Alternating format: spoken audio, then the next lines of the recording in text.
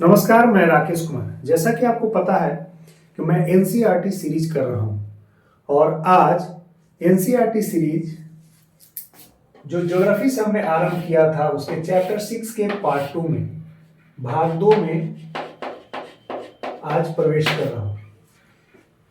छठे चैप्टर का नाम है पृथ्वी के प्रमुख स्थल रूप या स्थलाकृतियां, major landform of the earth. इसके पार्ट 1 में हमने देखा था कि कैसे पर्वत बनते हैं, कैसे जो है पर्वतों के प्रकारों का निर्माण होता है और कैसे आंतरिक प्रक्रियाएं, इंटरनल प्रोसेस और एक्सटर्नल प्रोसेस, बाह्य प्रक्रियाएं, आंतरिक बल के कारण उत्पन्न होने वाली प्रक्रियाएं आंतरिक प्रक्रियाएं थी और पृथ्वी के बाहर सतह पर जो कारक काम करते हैं, जो फोर्स काम करते हैं, उसके चलते स्थल रूपों में जो परिवर्तन होता है, लैंडफॉर्म्स में जो चेंजेस होता है या लैंडफॉर्म्स जो नए बनते हैं, इसको हम लोग एक्सटर्नल फोर्सेस कहते हैं, एक्सटर्नल प्रोसेस भी कहते हैं, बाह्य प्रक्रियाएं कहते हैं। तो मैंने कल पर्वतों तक इसकी चर्चा की थी। आज मैं पार्ट 2 में प्लेटू और मैदान की बात करूंगा और इसके उपयोगिता की भी बात करूंगा। तो जैसा कि मैंने कल परिभाषित किया था प्लेटू को, पठार को अंग्रेजी में प्लेट्यू कहते हैं और प्लेटू को मैंने परिभाषित किया था, डिफाइन किया था कि प्लेटू क्या है, सामान्य धरातल से ऊंचे उठे होते हैं। इनका ढाल पर्वतों जैसा तीव्र तो नहीं होता है लेकिन फिर भी तीव्र होता है। इनका जो बीच का भाग होता है वो टेबल के आकार का होता है और इनका ढाल इस तरह से उठे होते हैं। आपने देखा कि जो सामान्य धरातल है इससे इनका ढाल है या ढाल ठीक ठाक है, तीव्र ढाल है, लेकिन पर्वतों की तुलना में, माउंटेन्स की तुलना में कम है। और बीच का यह जो भाग है वह इस तरह से सपाट होता है और फिर किनारे इस तरह से खड़े ढाल होते हैं। ऐसी स्थलाकृतियां जो कि पठार के नाम से जानी जाती है, यही प्लेटू है। ये जो बीच का समतल है, क्षेत्र है, इसको हम लोग टेबल लैंड के नाम से जानते हैं। बिल्कुल टेबल की तरह की आकृति है और यह जो ढाल है, यह जो स्लोप है, यह स्लोप तीव्र है यानी स्टीप है, लेकिन तुलनात्मक रूप से यह माउंटेन्स जैसा तीव्र नहीं है। तो ऐसी स्थलाकृतियों को हम लोग पठार कहते हैं। आपने तिब्बत के पठार का नाम सुना होगा। तिब्बत का पठार, प्लेटू ऑफ तिब्बत, तिब्बत, इसी को तिब्बतन प्लेटू के नाम से भी जानते हैं।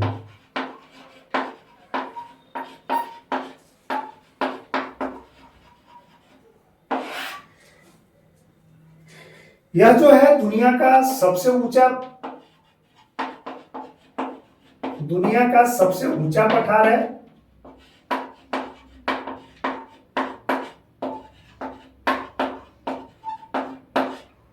सबसे ऊंचा पठार है और इसकी जो औसत ऊंचाई है, वह 4000 से 6000 मीटर के बीच है। यानी इस ऊंचाई के स्थिति में यह पठार है और इसे दुनिया के छत के रूप में भी जाना जाता है।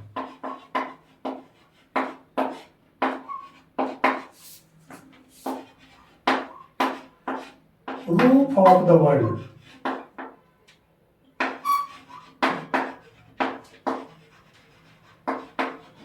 और इसका दुनिया के छत के रूप में जाना जाता है।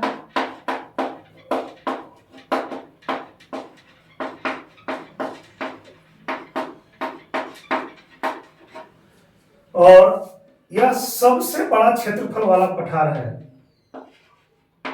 इसीलिए आपने देखा कि इस तरह के बीच की स्थिति होगी, यह टेबल लैंड होगा और इसका जो विस्तार है वो बहुत बड़ा है। दुनिया का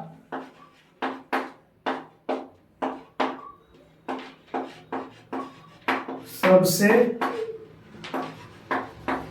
बड़े क्षेत्रफल का, एरिया का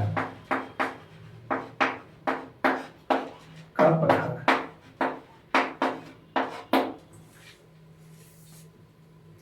अब तिब्बत के पठार तो एक उदाहरण है।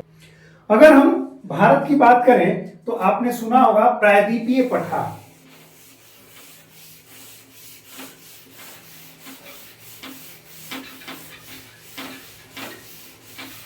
भारत के बारे में आपने सुना होगा प्रायद्वीपीय पठार।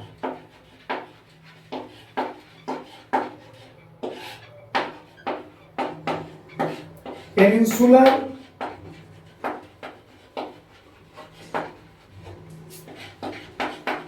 प्लेट्यू। यह जो भारत का विस्तार है, सांकेतिक मैं मैप बना करके बता रहा हूं।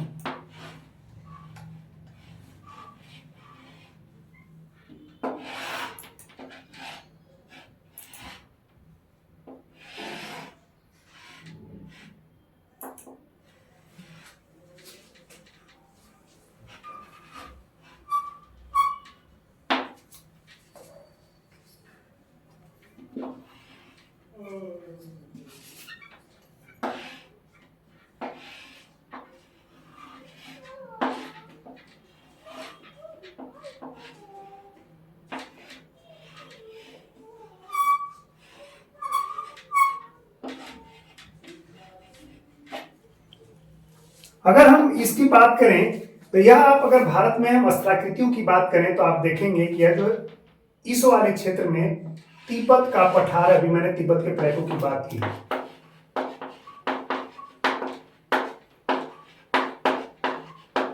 जिसका मुख्य विस्तार तिब्बत में है, भारत के इस क्षेत्रों में, भारत के बाहर के हिस्से में है। इसके अलावा अगर हम हिमालय पर्वत की बात करें तो हिमालय की श्रेणियां जो है इस रूप में भारत में फैली हुई है। एक मध्य हिमालय और इसके बाद शिवालिक हिमालय, 3 हिमालय का विस्तार जो है भारत में पाया जाता है। थोड़ा गिजबिजा गया तो फिर से इसको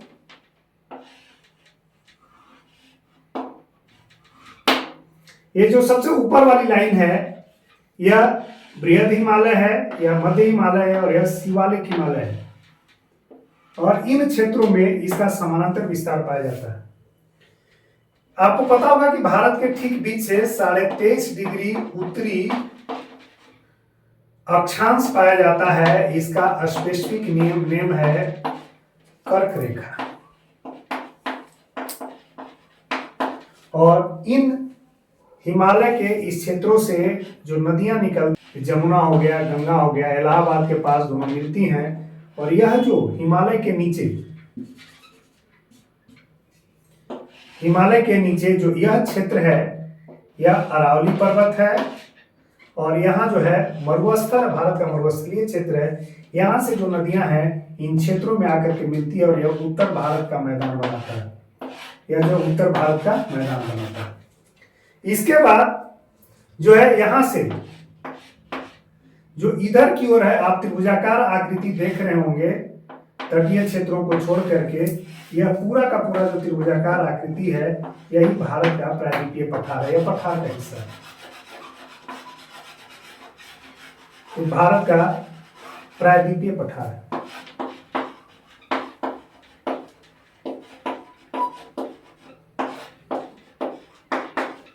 यह त्रिभुजाकार आकृति आप देख रहे होंगे, ट्रायंगल की तरह की त्रिभुज की आकार की आकृति है और यही प्रायद्वीपीय पठार के नाम से जाना जाता है। प्रायद्वीपीय पठार की खासियत यह है कि इसमें खनिज की प्रचुरता होती है।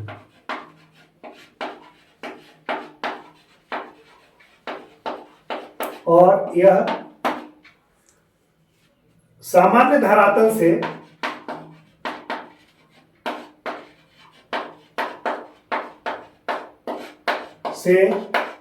ऊंचा क्षेत्र है, ऊंचा भूभाग है और जिसकी ढाल भी है।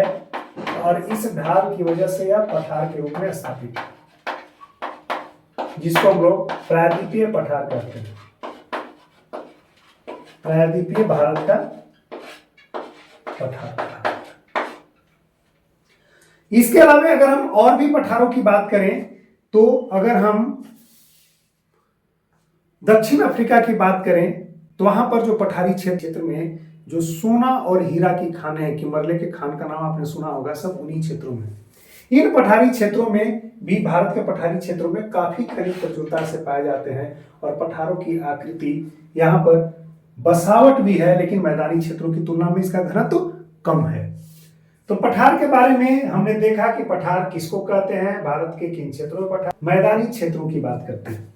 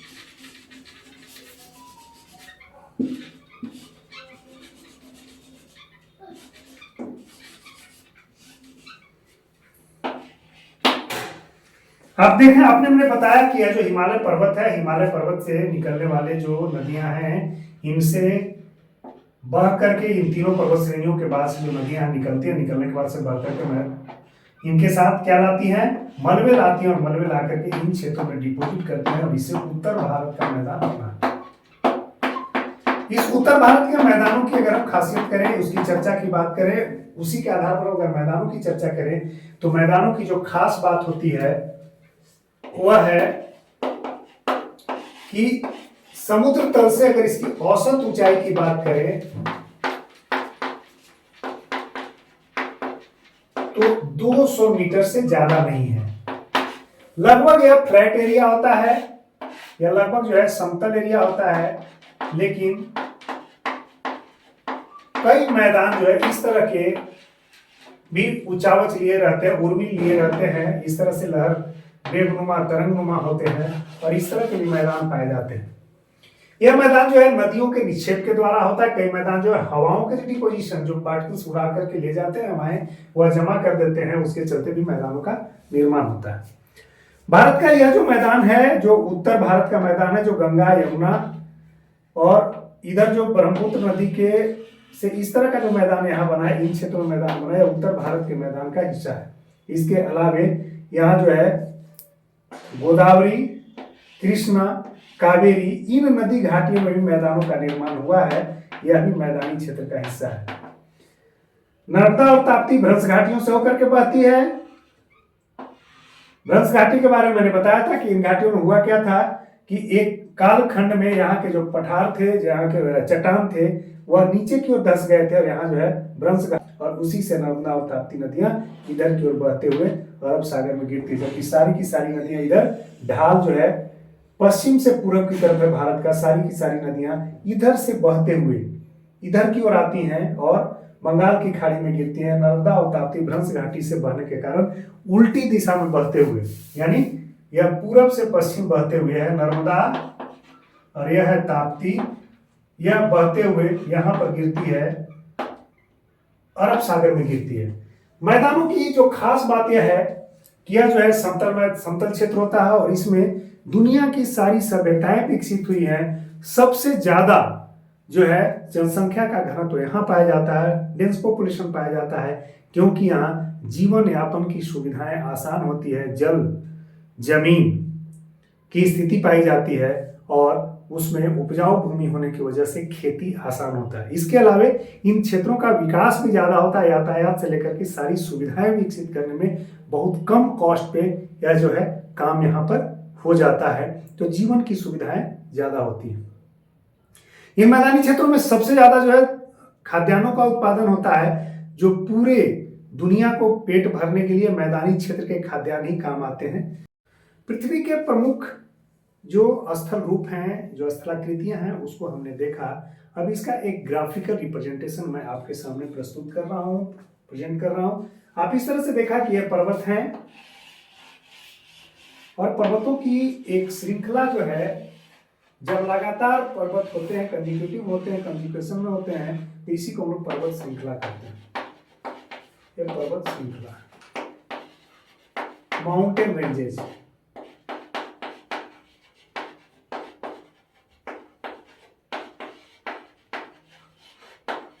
पर्वत के बारे में हमने बता ही दिया है। यह लगातार दो श्रृंखलाएं हैं, दो समानांतर श्रृंखलाएं हैं, और इस श्रृंखलाओं के नीचे ये जो है बीच में घाटियां हैं, इसको वैली कहते हैं। और यहाँ पर जो ऊंचावच लिया हुआ अपने स्थल रूप जो देख सकते हैं, एक सांकेतिक है, यह पठार है, क्योंकि बीच में टेबल लैंड की स्थिति बनी हुई है। इसके बाद पठारों के बाद जो है मैदान की स्थिति है। पठारों को अगर मैप में दिखाना होता तो पीला कलर से दिखाया जाता है, पीला रंग से दिखाया जाता है, जैसा कि मैंने मानचित्र वाले चैप्टर में बताया था।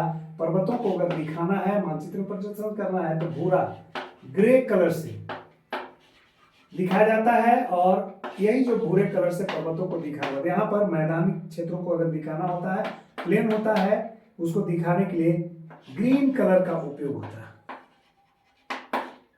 तो आपने देखा कि पहाड़, पर्वत, पठार, मैदान, और मैदान में इन पर्वतों से होकर के जो निकलने वाली नदियां होती, मान लीजिए एक नदी यह है और एक नदी यह है। यहाँ जो दो नदियां हैं जहां आपस में मिलती है, इसको हम लोग क्या कहते हैं, दो अलग अलग नदियां मिलती है, दो आपस अलग अलग नदियां मिलकर के एक धारा बना देती हैं। इन अलग अलग वाले नदियों को हम लोग ट्रिब्यूटरी कहते हैं, वितरिका कहते हैं। और यहाँ ट्रिब्यूटरी जब आपस में मिल जाती है तो मुख्य धारा बनता है। फिर मैदानी क्षेत्रों से गुजरते हुए जो है समुद्र में जहाँ मिलती है, वहां पर डेल्टा, जो जितने भी मलबा होते हैं उसका डिपोजिशन होता है, डिपोजिशन होने से डेल्टा का निर्माण होता है, और नदी की धाराएं ऐसे ऐसे जो है बट जाती है, इसको हम लोग डिस्ट्रीब्यूटरी कहते हैं। और आपने देखा कि यह जलाशय की स्थिति है, यह लेक है। लेक क्या होता है, इस तरह की आकृतियां हो, जो गड्ढे होते हैं, इसमें जल भर जाता है, इसको लेक कहते हैं। यह जो स्थल खंड है, इधर अगर ओशन है, तो यह जो स्थल खंड है, लैंडमास है, आप देख रहे हैं कि इस तरफ और इस तरफ, तीन तरफ से इसे जल जो है घेरे हुए है, यानी तीन तरफ यह वाटर से घिरा हुआ है, वाटर मास से घिरा हुआ है, और एक तरफ लैंड से, मेनलैंड से जुड़ा हुआ है। तो यह जो आकृति कहलाती है, इसी को हम लोग प्रायद्वीप कहते हैं। इसी को क्या कहते हैं, प्रायद्वीप कहते हैं, पेनिनसुलर कहते हैं, पेनिनसुला कहते हैं। तो इस तरह से एक स्थलीय रिप्रेजेंटेशन आपने देखा, और मैं अब इसको यहाँ पर एनसीईआरटी की किताब में आपको थोड़ा ज्यादा साफ साफ दिखेगा। देखिए ये माउंटेन्स है, ये सारे माउंटेन्स है, एक माउंटेन, इस तरह से माउंटेनों की जो है माउंटेन्स की एक सीरीज बन रही है, इसे माउंटेन सीरीज कहते हैं। इसके बाद पीले कलर से मैंने मैप में बताया था कि पठारों का रिप्रेजेंटेशन है, जो ऊंचा भूभाग होते हैं, पठारों का परिभाषा में दिया। इसके बाद आप देख रहे हैं कि यह जो पूरा ग्रीन से दिखाया गया, शो किया गया मैदान का हिस्सा, इस पर्वतों से, पठारों से होकर के गुजरने वाली नदियां दो अलग अलग धाराओं में आ रही है, जिसको हम लोग ट्रिब्यूटरी कहते हैं, और मिलकर के एक धारा बनाती है। इसके बाद यह समुद्र से मिलती है। जहां पर समुद्र से मिलती है तो पर्वत और पहाड़ के क्षेत्रों से जो मलबे लेकर के आती है, ढो करके इसको यहाँ जमा करती है, और इस तरह से नदी की धाराएं उस मलबे के डिपोजिशन के बाद से कई धाराओं में बढ़ जाती है। इसको हम लोग नदी का मुहाना कहते हैं, डेल्टा का निर्माण होता है, और इसी को हम लोग वितरिका कहते हैं। अलग अलग वितरण का स्वरूप नदी के पानी का हो जाता है। आपने देखा कि यह जो स्थल खंड है, मैदान का खंड है, यह तीन तरफ से जल से घिरा हुआ है, और यहाँ पर सिर्फ एक तरफ जो है मेन लैंड मास से जुड़ा हुआ, इसको हम लोग प्रायद्वीप कहते हैं, पेनिनसुला कहते हैं। और समुद्र के किनारे का जो हिस्सा होता है, इसको हम लोग तट कहते हैं, कोस्ट कहते हैं। और स्थल संधि को हमने बताया था कि दो बड़े लैंडमास को एक संकीर्ण नैरो और छोटा लैंडमास जब ज्वाइन करा देता है तो इसको हम लोग क्या कहते हैं, स्थल संधि कहते हैं। हमने जल संधि बताया था जब जो दो वाटर मास को एक वाटर मास ही जो कि नैरो होता है और छोटा होता है जब मिलवा देता है, कनेक्ट करा देता है, तो उसको हम लोग जल संधि कहते हैं, स्टेट्स के नाम से जानते हैं। तो इस तरह से आपने जो है इन स्थल रूपों को ध्यान से देख लीजिए। और आपसे सवाल बनता है कि मैदानों का मानचित्र में प्रदर्शन के लिए किस रंग का कलर का प्रयोग होता है, तो आपको हरा बताना है। पठारों के लिए, प्लेटूज के लिए पीला येलो और माउंटेन्स के लिए ग्रे बताना है। और दो नदियां जब दो धाराएं आपस में मिलकर के एक धारा बनती है तो दोनों अलग अलग जो धाराएं मिलने से पहले की स्थिति में इसको हम लोग कहते हैं ट्रिब्यूटरी। और जब समुद्र में ये नदी गिरने लगती है तो डेल्टा के निर्माण के चलते जब इसकी धाराएं कई भागों में बट जाती हैं तो इसी को हम लोग कहते हैं डिस्ट्रीब्यूटरी वितरिका कहते हैं। और यहाँ पर आपने देखा होगा कि यह नदी का मुहाना है और मैंने कहा कि जो समुद्र के किनारे का एरिया होता है उसको हम लोग कोस्ट